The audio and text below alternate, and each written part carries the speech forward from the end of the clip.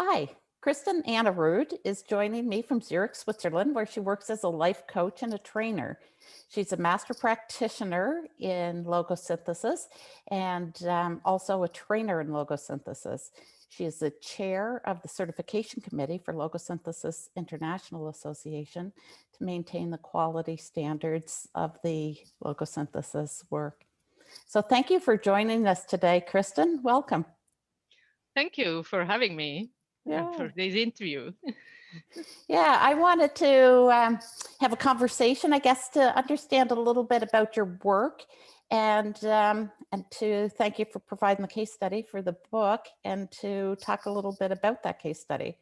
So to begin, I always am interested in knowing what initially attracted people to logosynthesis. Can you tell us a little bit about your introduction? Yeah, my introduction was around, I think, 15 years ago. I did a supervision and coaching education with Willem. And there I heard about logosynthesis for the first time, and it sounded a bit weird to me. Not real, that can't function. That was the first thing I thought. But then I went to a counseling session with Willem, and I really felt a huge shift. I didn't know what happened. I don't even remember now what was the issue. But as I went out of his office there, of his practice, I've just felt something has changed. I can't really describe what it is. Something must be there. And then I started to have interest for that. And I realized that I could solve a lot of blocks. And today I'm really standing in another place than I did 10 years ago. Wow. Yeah, it's great. For many years, I was a trainer for parents with the problems with children. And each time I stood in front of the group, I didn't actually know why I was doing this because it was a huge distress for me each time standing in front of this group. I had sweaty arms and went out and I was just finished. And after working some sessions with logosynthesis, change happened there. And I can say today, also in my function as a trainer for logosynthesis, I love my work. And actually what I love most about it are these trainings. So that's very interesting. And do you feel nervous standing in front of people now? No, not at all. I had the impression 10 years ago, I had the impression these people, they want to harm me in some way. And as I realized that and can work on that, it's gone everything. These people, they are there because they're interested in what I have to say, actually. Yeah. Yeah, and that's So one of the that's great. things that I find interesting with the work with logosynthesis, because a lot of times people say we learn to cope with it. So we know we're going to experience nervousness when we get up in front of a group, and we learn to be strong and cope with that and have courage to work through it. And the beauty with logosynthesis is when you resolve the block, you don't have to have that courage or because it's not there anymore. So it feels It's different. gone. It's nothing you train then. It's in you. Or you realize this isn't what I'm here for, and then you drop it, and that's fine as well. I know that logosynthesis is used to support a wide variety of concerns. Can you tell us a little bit about what type of issues you work with in your coaching practice? Oh, there are very different issues. At the moment, for instance, I have a woman, she wants to get self-employed. At the moment she isn't working. She has small kids and is thinking about working, but she doesn't know, shall I go for self-employed or do I want to get, how do you say that in English? Employed, also have a job in a company or something. And she doesn't know, and there are a couple of issues in there about being afraid of not having enough money if I'm self-employed, about a husband that tells, oh no, don't do that, and we're working on all these blocks and this stuff coming up. And now she is really has decided she wants to go for self-employment, as that's one example of what's just happening in Wow. my practice yesterday, you know. Wow. Yeah. So is it a lot of people coming with work concerns to help them cope in the work environment, or? Also, but also, you know, relationships is issues. Why do I always run into these men that let me go, let me down, you know? Yeah. That might be, or lots of family issues also with the kids Right. Right. Yeah. and teachers, as I wrote in my case, you know. Also, they Yeah. are really, it's a wide spectrum of issues in there. Yeah. Yeah. So tell us a little bit about the case that you wrote for the book. So the book is Thriving in Our Times from Reactions to Action using Logosynthesis. And in the book, we have a number of cases from international professionals like yourself. And the case that you provided describes Ella, a teacher, who was feeling frustrated with what the work that the students were sending in. And then she also felt guilty about it. So can you tell us a little bit about what shifted for her in the work that you did with her? Yeah, as a first, it's great that people reflect that way that Ella did, you know, and come to a coaching session to look at that, because she realized I could be a better teacher, you know, if I could change something around that. And then she heard about logosynthesis and she came, and that was the first step. That's great that people see, okay, I can change something, go into coaching with logosynthesis, actually. Yeah, and she wanted to get kind of rid of this frustration on one hand, and she felt guilty at the same time because she was frustrated about kids. She thought they are not doing what they're supposed to do. And on the other hand, she realized that these kids had some problems in writing, and that made the guilt. Mm-hmm. She thought she was I'm supposed to help these kids and I can't help them because I'm frustrated and I can't pick them up where they are. And throughout this session, the couple of sessions, it wasn't only one, I think it was 2 or 3 sessions we had, we talked about her own situation, her own history around writing, around school, and there popped up, and she realized that this frustration and all this guilt stuff, that's had something to do with her own history around that, because she had troubles in writing as a child around 10, 12 years.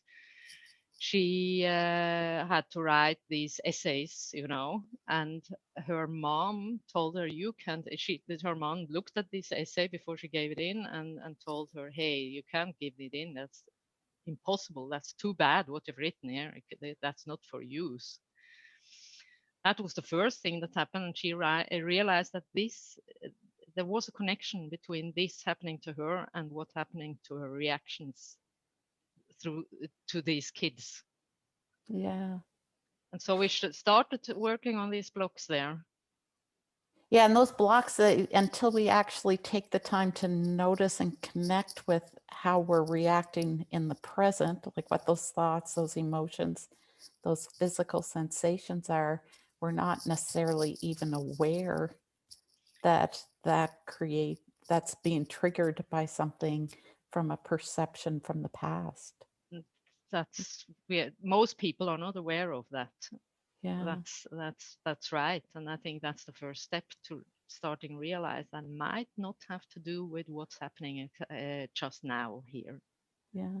And I know for me, like when I was initially introduced to logosynthesis and introduced to Willem, I would say that I wasn't really aware of the impact of my reactions on other people. So I was working hard. I was going fast to get things done. I was, strong and working hard to do things right.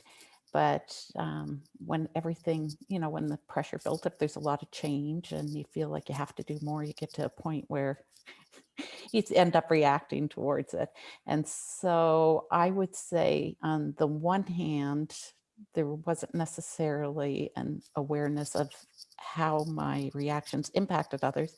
But the other piece was I wasn't aware of a way to change how I reacted. So in the moment, I always had the same response. Like there wasn't a pause to think between that stimulus and that response. And so, do you find that with your clients as well? And how does logosynthesis support that work?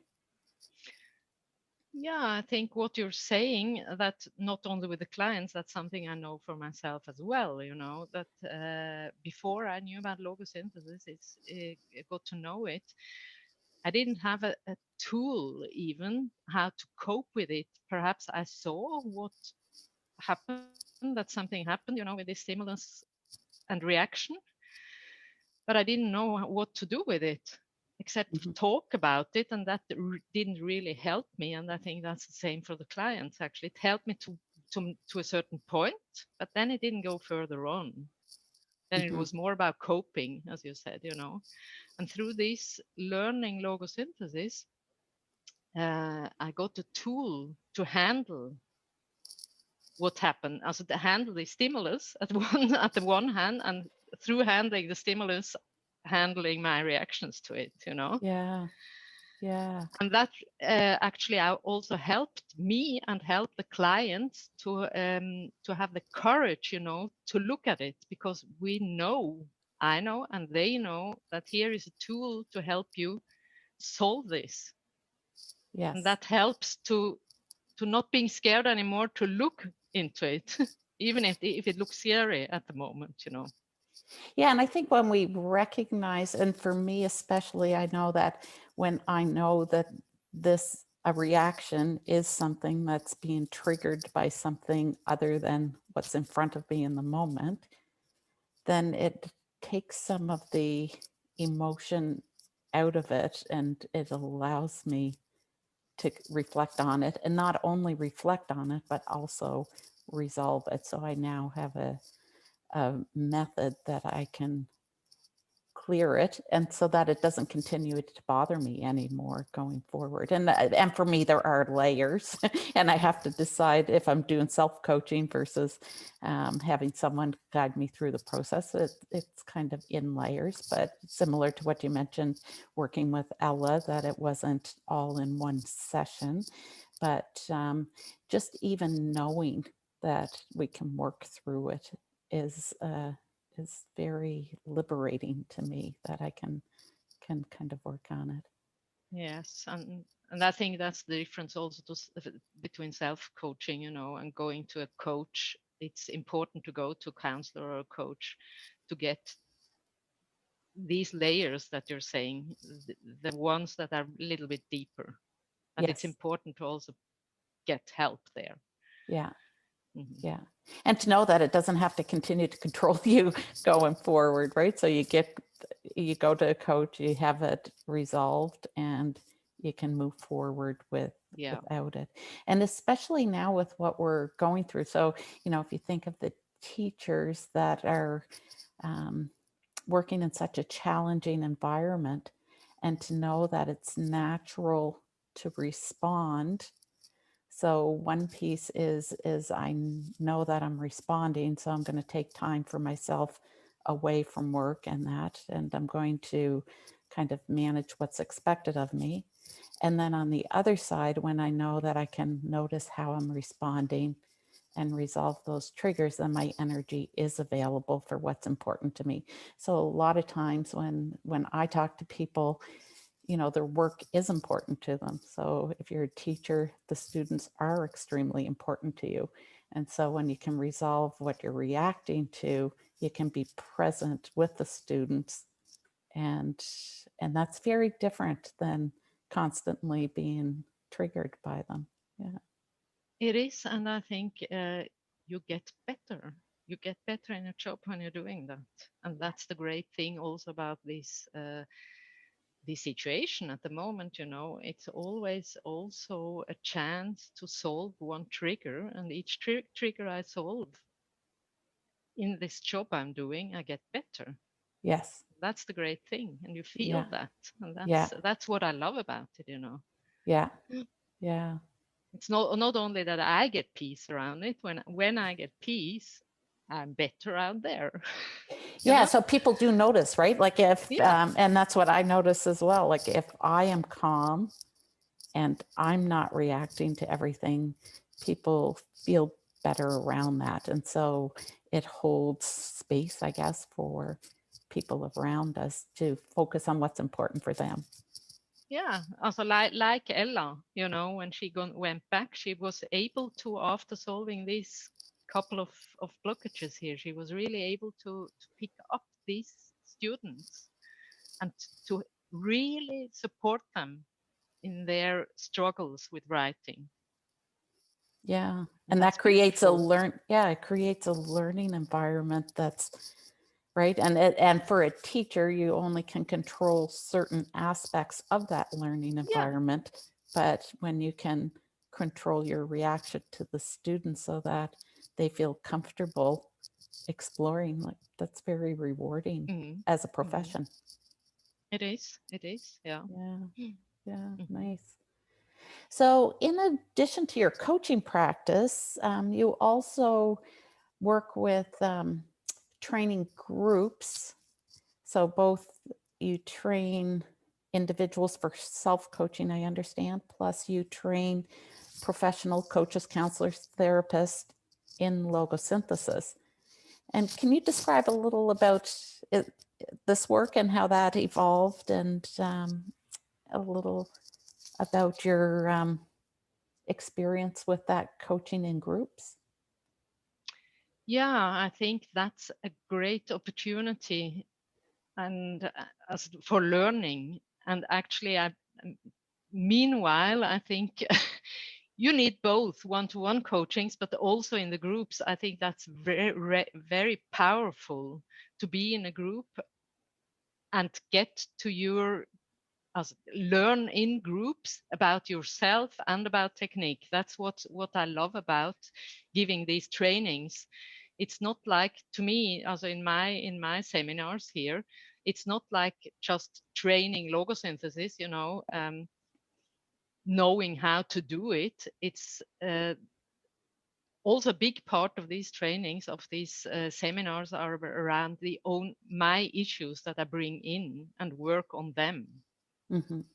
One part is learning to work with logosynthesis with others, and the other part is what happens to me actually here in this group, and in the work the others are doing, and in the work that I'm doing with myself here. That's what I love about it. This parallel, you know, one a theoretical part and the other a process part of personal processes going on here. Yeah. And that's great learning. That's what I see, that it's really efficient learning. And, you know, through these interactions between the students going through the coaches learning here, you can learn something about yourself, and triggers pop up. All of a sudden you see new issues coming up for you. And that's great learning. And that's what I love doing in these Yeah. trainings, really. Yeah. So and that's what I find with logosynthesis, that the technical piece is such a simple method, but there's so much of the personal development piece. So when we start looking at ourselves as individuals and how we show up every day, there's the elements of the immediate surroundings that we're in, but also our cultural attitudes and our beliefs, the things that we've grown up with that have been reinforced as to how to operate. And some of those are really beneficial to guide us forward, but sometimes they kind of short circuit when the world's very different now than when I grew up. And so we can continue to be stuck in those old patterns, or we can notice what it is that's getting in our way of going forward. And especially with our children, with our coworkers, out in our communities, and in our relationships, like I find it is just so liberating to be able to notice, and then I decide whether I want to work on it or not. But in the group, it kind of in the group setting compared to like a self-coaching, it ends up creating a space where you're curious to explore what if and that, and you hear somebody present an issue that's bothering them, and it doesn't have to be that big of an issue, but it's like, oh, well, maybe I could resolve that and not have to have that get in my way going forward. So yeah, it's very for me, the group setting, and I have never been one to do group setting stuff, but the No. structure of logosynthesis makes it, I'm trying to think what the word would be, if it's enjoyable or if it's curious or if it's intrigued, but there's something about it for me, because we're not just sitting around talking about stuff and never resolving anything. It's always so intriguing to say, how could that possibly impact my behavior or my perspective in the way that it does? And it opens up such great space, I think. Yes, and I see each time it's big trust in the group, and this field of the group holding. Mm-hmm. Something happens to the people in there. That's Yeah. so beautiful to see. Yeah. When we start the seminar, day 1 till day 3, something happens there. On day 3, it's completely different. It's these people, they are just, as sounds a bit weird, but it's like a family, Yeah. Yeah. It is. It is. Yeah.